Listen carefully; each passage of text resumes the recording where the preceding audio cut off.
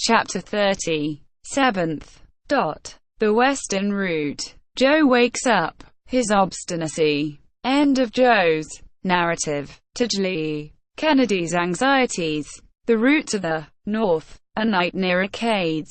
During the night the wind lulled as though reposing after the boisterousness of the day, and the Victoria remained quietly at the top of the tall sycamore. The doctor and Kennedy kept watch by turns, and Joe availed himself of the chance to sleep most sturdily for 24 hours at a stretch. "That's the remedy he needs," said Dr. Ferguson. "Nature will take charge of his care." With the dawn the wind sprang up again in quite strong, and moreover capricious gusts. It shifted abruptly from south to north, but finally the Victoria was carried away by it towards the west. The doctor, map in hand, recognized the kingdom of Damarau, an undulating region of great fertility, in which the huts that compose the villages are constructed of long reeds interwoven with branches of the asclepia. The grain mills were seen raised in the cultivated fields, upon small scaffoldings or platforms, to keep them out of the reach of the mice and the huge ants of that country. They soon passed the town of Zinder, recognized by its spacious place of execution, in the center of which stands the Tree of Death. At its foot the executioner stands waiting, and whoever passes beneath its shadow is immediately hung. Upon consulting his compass, Kennedy could not refrain from saying, "Look, we are again moving northward. No matter if it only takes us to Timbuktu.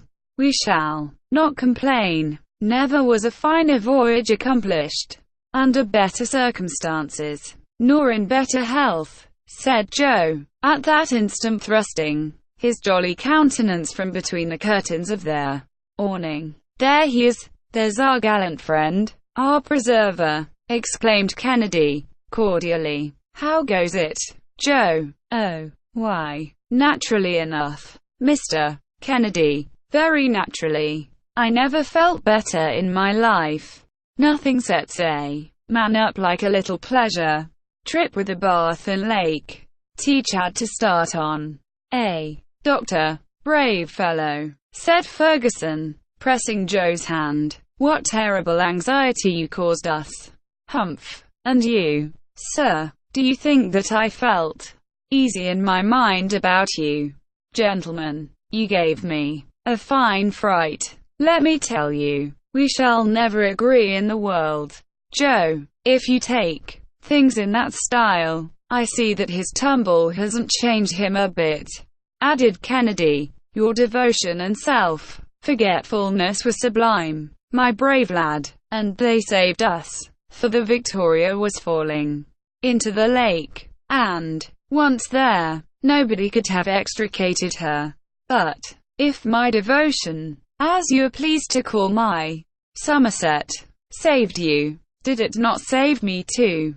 For here we are, all three of us, in first-rate health. Consequently we have nothing to squabble about in the whole affair." "Oh, we can never come to a settlement with that youth," said the sportsman. "The best way to settle it," replied Joe, "is to say nothing more about the matter. What's done is done, good or bad. We can't take it back."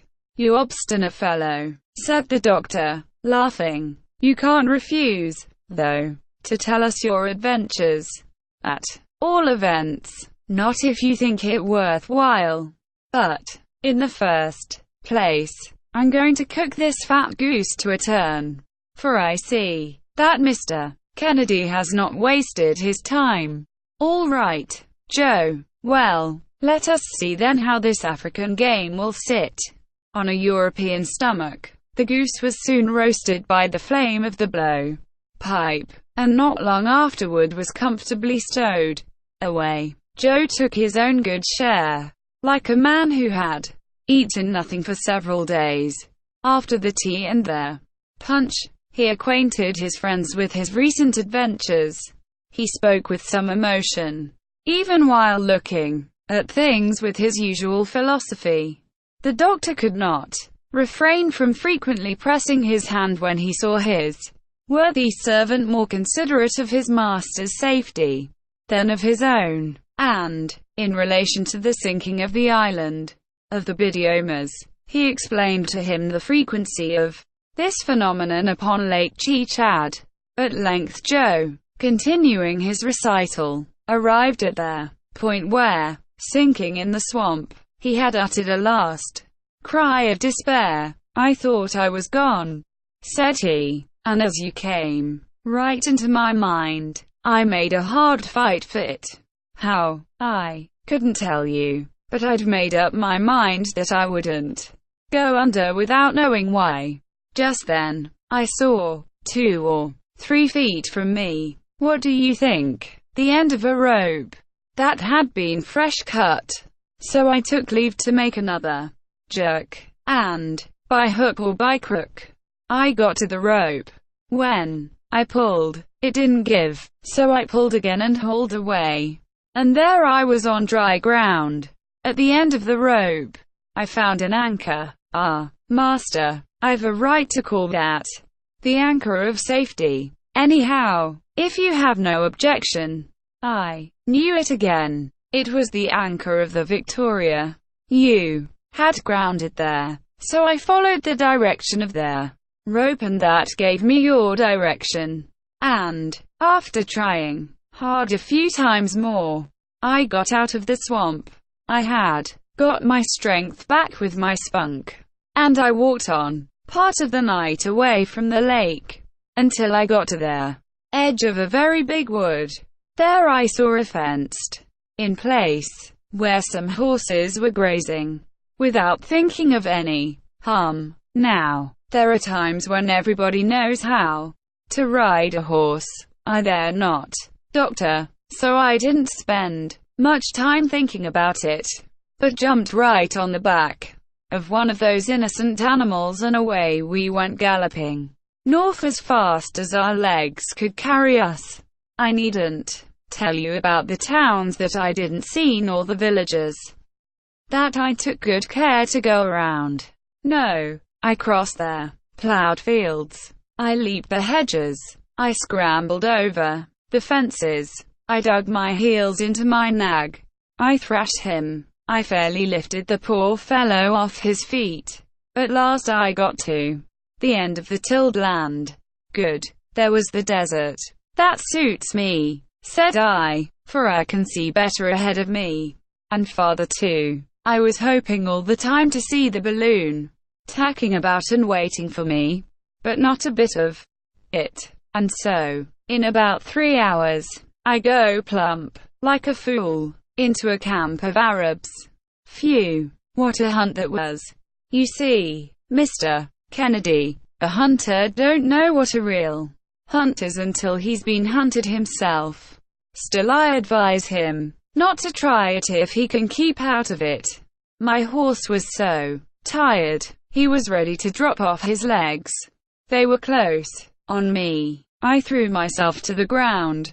Then I jumped up again behind an Arab. I didn't mean the fellow any harm, and I hope he has no grudge against me for choking him.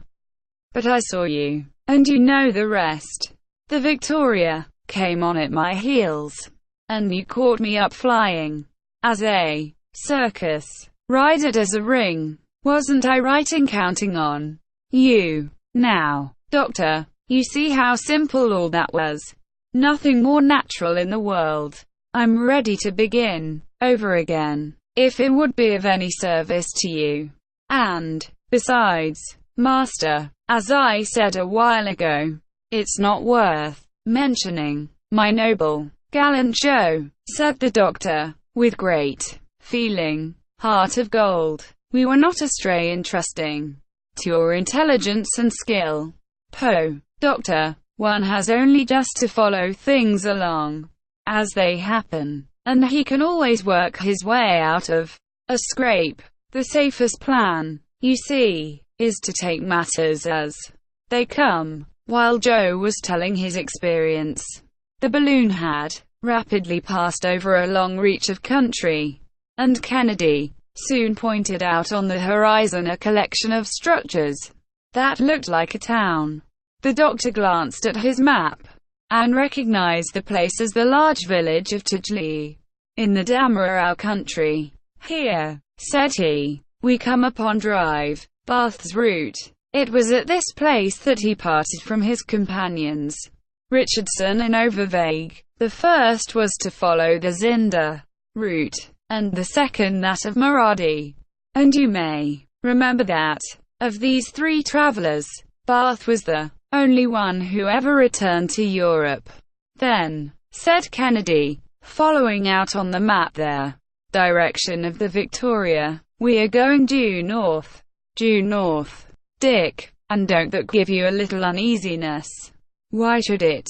"Because that line leads to Tripoli, and over the Great Desert." "Oh, we shall not go so far as that, my friend. At least, I hope not. But where do you expect to halt?" "Come, Dick, don't you feel some curiosity to see Timbuktu?" "Timbuktu? Certainly," said Joe. "Nobody nowadays can think of making the trip to Africa without going to see Timbuktu. You will be only the fifth or sixth European who has ever set eyes on that mysterious city." "Ho, then, for Timbuktu. Well, then, let us try to get as far as between the 17th and 18th degrees of north latitude, and there we will seek a favorable wind to carry us westward." "Good," said the hunter. "But have we still far to go to the northward?" 150 miles at least." "In that case," said Kennedy, "I'll turn in and sleep a bit." "Sleep, sir, sleep," urged Joe. "And you, doctor, do the same yourself. You must have need of rest, for I made you keep watch a little out of time." The sportsman stretched himself under the awning, but Ferguson, who was not easily conquered by fatigue, remained at his post. In about 3 hours the Victoria was crossing with extreme rapidity an expanse of stony country, with ranges of lofty, naked mountains of granitic formation at their base. A few isolated peaks attained the height of even 4,000 feet. Giraffes, antelopes, and ostriches were seen running and bounding with marvelous agility in their midst of forests of acacias, mimosas, suas, and date trees. After the barrenness of the desert, vegetation was now resuming its empire. This was the country of the Kailoa, who veiled their faces with a bandage of cotton. Like their dangerous neighbors, the Tuaregs, at 10 o'clock in the evening, after a splendid trip of 250 miles, the Victoria halted over an important town. The moonlight revealed glimpses of one district half in ruins, and some pinnacles of mosques and minarets shot up here and there, glistening in the silvery rays. The doctor took a stellar observation, and discovered that he was in the latitude of Acades. This city, once the seat of an immense trade, was already falling into ruin when Dr. Bath visited it.